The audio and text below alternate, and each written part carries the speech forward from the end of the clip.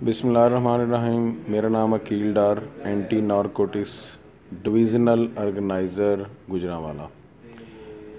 R55 एक positive channel है और मैं R55 की टीम को मुबारकबाद पेश करता हूँ।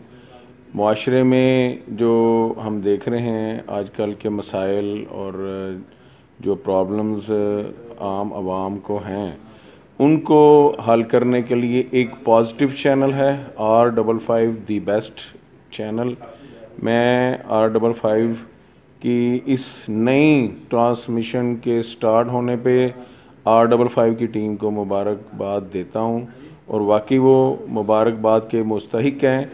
उनका ये चैनल अवाम में पजीराई भी हासिल कर रहा है और पॉजिटिव खबरें भी पेश कर रहा है। बहुत शुक्रिया। अस्सलाम वालेकुम।